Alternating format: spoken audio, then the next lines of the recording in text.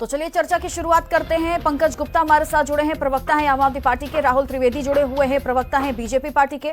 चंद्रमोहन शर्मा जुड़े हैं, प्रवक्ता हैं कांग्रेस पार्टी के। निरंजन पोतार जी हमारे साथ जुड़े हैं, राजनीतिक विश्लेषक हैं। निरंजन जी, ये तो समझ से वाकई परे है कि केंद्र और राज्य की ये जो लड़ाई है ये न जाने कहां तक जाएगी और इसकी वजह से जनता को न जाने क्या भुगतना पड़ रहा है, लेकिन इन लोगों की लड़ाई खत्म होने का नाम नहीं ले रही है। देखिए, बड़े आश्चर्य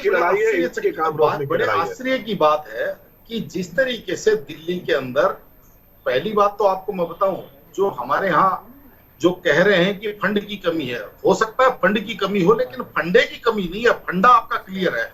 और वो फंडा जो चल रहा है, जिस तरीके से 2022 के अंदर जब एमसीडी के अंदर इलेक्शन हुए थे चित्रा जी, उस समय मैंने स्वयं ने इनके नेताओं से सवाल पूछा था प्रेस कॉन्फ्रेंस के अंदर कि जिस तरीके से आप दिल्ली की सरकार चला रहे हो और उसके अंदर आप ये कह रहे हैं कि भाई हमारे को एलजी काम करने दे रहे, अगर एमसीडी में भी आप आ गए, जिस तरीके से आप अभूतपूर्व दावे कर रहे हो एमसीडी के अंदर, अगर आप आ गए तो क्या एमसीडी में आप काम कर पाओगे? बीजेपी आपको काम नहीं करने देगी तो आप ये कहोगे कि हमें काम नहीं करने दे रहे, तो उस समय आपके पास क्या जवाब? इन्होंने उस टाइम ये बात कही थी कि एमसीडी जो है वो दिल्ली गवर्नमेंट के अधीन आ रहेगी, तो एमसीडी के अंदर काम बिल्कुल नहीं रुकेंगे, क्योंकि दिल्ली के अंदर भी सरकार हमारी है और निगम में भी सरकार हमारी रहेगी।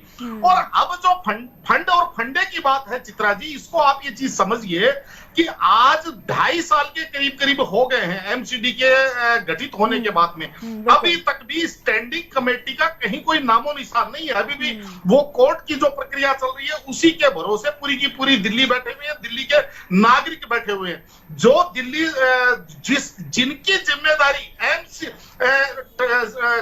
स्टैंडिंग कमेटी बनाने की जिम्मेदारी है, वो कहीं ना कहीं आप ये समझ लीजिए, जिसको कहते हैं ना कि नूरा कुश्ती के अंदर उलझे हुए हैं। मैं तमाम राजनीतिक पार्टियों की बात कर रहा हूं। और जो फंड की प्रॉब्लम है, फंड की प्रॉब्लम तो आएगी, क्योंकि एमसीडी के अंदर जब तक आप स्टैंडिंग कमेटी नहीं बनाएंगे, जब तक चेयरमैन स्टैंडिंग कमेटी नहीं बनेगा, तब तक किसी भी चीज का जो बजट है, उसका बजट का अलोकेशन है, फंड का अलोकेशन है, उसके बाद में फंड मिला तो वो खर्च कैसे हुआ, इसकी स्क्रूटनी है, वो सारा का सारा तो स्टैंडिंग कमेटी के माध्यम से ही होता है ना।